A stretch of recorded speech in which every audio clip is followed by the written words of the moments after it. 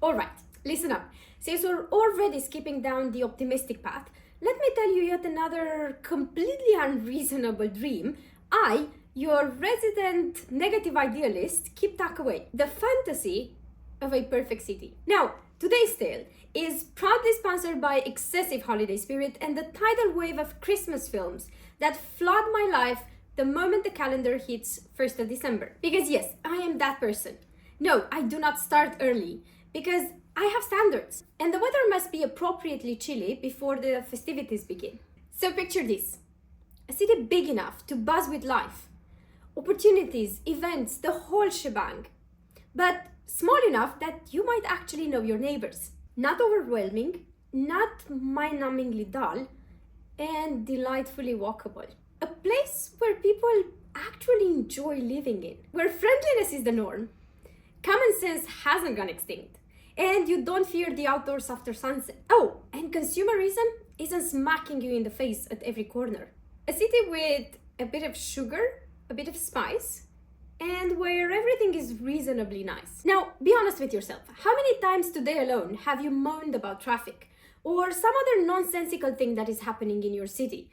How many times this week? How many times have you sworn vengeance upon litterers? Or how many times have you glared at someone who bumped into you? Unless, of course, is the charmingly attractive young man from the rom-com, in which case we'll allow it. Let's just say I have an impressive collection of such grievances, and this is what inspired this video. So let me tell you how my ideal city looks like. And if you fancy living there, you can start applying for residency now.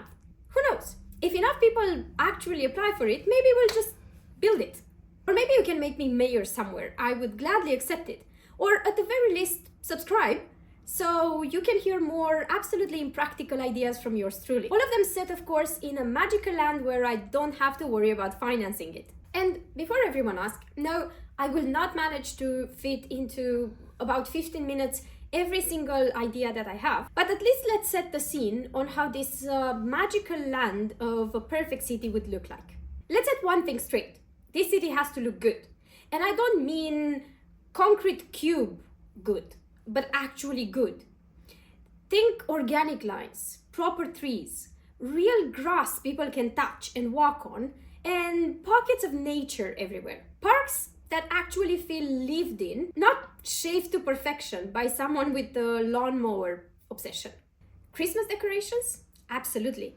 But nothing tacky that make your retinas beg for mercy. Don't picture like an American neighborhood Christmas decorating contest. Simple, natural, charming, like someone actually thought about it instead of ordering whatever is cheaper online. And businesses?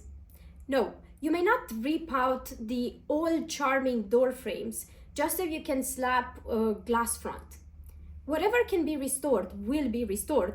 And maybe you don't know this about me, but I love old doors. I absolutely adore them. I think they have the best look when obviously properly restored. Everything should feel cohesive, not a mismatch of modernization gone wrong. Logos must also behave themselves. Clean, minimal, not twinkling like aging Christmas lights that are still clinging to relevance. You know why people secretly or not so secretly love those cheesy small town holiday films?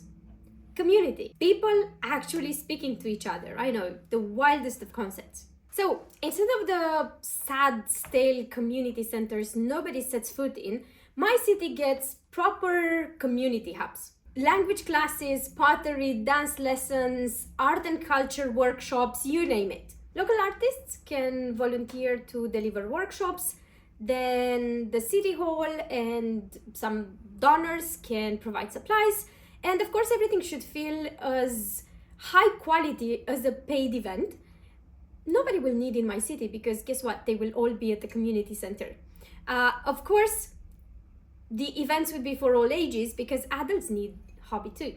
On the topic of social assistance, if someone loses their home, they would get a proper temporary apartment, an actual address, an actual door to close. Not that giant room filled with strangers, no timetables. We know for a while now that dignity helps people get back on their feet faster, so we might as well act on it. And while we're talking about support, it won't stop at housing. Help will go to any NGO or service working with people who genuinely need it.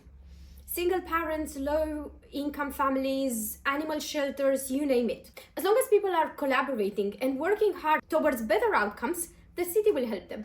Another outlandish idea: no skyscrapers, no purple monstrosities, no weird angles born from a 2005 design hangover. And certainly no half-built structures rotting for 10 years just because someone lost interest. If you can't finish it, sell it. If you won't sell it, down it goes. Historical buildings will get extra protection. Touch them without permission, and the city spirits will haunt you. Houses will be as passive as they can, energy efficient and well maintained. If an owner can't afford repairs, then they will get support. If an owner can't be bothered to repair, then motivation shall be provided. Plots of land must be big enough. Let's say 1,000 square meters at bare minimum, so that people have some privacy and also place for some grass to touch when they are in need of that. Permits won't take 7 years and 700 signatures in order for you to build something. City Hall staff must do their job. Shocking, I know. Do take a minute to recover from that. Bottled water? Banned. Because I'm sorry, but no private company should own something you literally need in order to survive. So how will we manage that, you wonder? Well, we'll have public fountains everywhere, with disposable cup, of course, and they will be as common as rubbish bins. On the topic of rubbish bins, they will be very common, because littering and also destroying private or public property for that matter will be punished so severely that you'll think twice before dropping that gum wrapper on the floor. Let's address now the universal pain point: traffic. Well, you see, in my city, cars would be rare creatures. Most won't be allowed at all, except for buses and supply vehicles. And even they will have designated sneaky routes as to not disturb the peace. How do people get around? Well, bikes. Everyone will get one from the city hall. Trams, buses, skates, walking, everything that doesn't choke the air. Any car that does enter our city must be fully electric. Not one of those, it's basically petrol wearing a green wig. Speeding, ignoring pedestrians, also absolutely not. Traffic cameras will be everywhere, and if you nearly run someone over, kiss that license goodbye. Scooters, also banned. They injure more people than they transport, and pedestrians deserve pavements that aren't obstacle courses.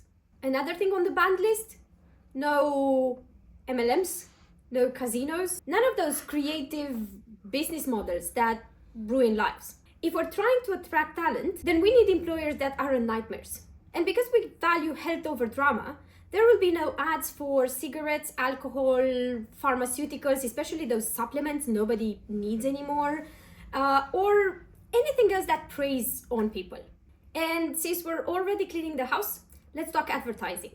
Every ad will be under strict scrutiny. No predatory nonsense, no manipulative buy this or your life will be meaningless forever type of BS. And absolutely no borderline fake claims that rely on people not reading the fine print. If a company wants to operate in my city, their marketing department has to be an honest, well-oiled machine, not whatever chaos usually churns out those dodgy campaigns. You know what else will be banned in my city? Smoking on the streets. If people didn't ask for your fumes, don't give them. City gyms will exist, will be affordable, well-equipped, and actually nice. No, I'm not referring to those depressing outdoor machines from public parks. Think saunas, pools, massage stations, maybe even physiotherapy. We might need to partner with a nearby university so that students can intern in helping our residents, but we'll find a solution for that. The point is, health will be a very big priority for my city. Same goes for other sports.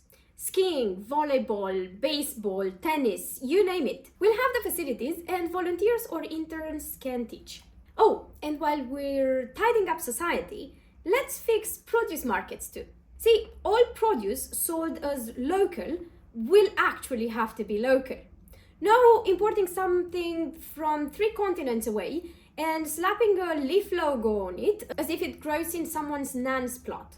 If shops want to sell imported goods, that's perfectly fine, but make sure you label them properly so people know exactly what to buy. And also on the topic of labels, every single ingredient will have to be listed down and there will be no shady business when it comes to that. If it's in the food, it's on the label. Full transparency, no excuses. And while we're setting standards, here's another one. Shops will be legally required to donate every produce that's about to hit its expiration date. No bidding perfectly good food because it's not aesthetically pleasing enough for a Tuesday afternoon. Everything will go straight to community centers, NGOs, or whoever can make sure they get to the families in need. Waste less, feed more. Revolutionary, I know.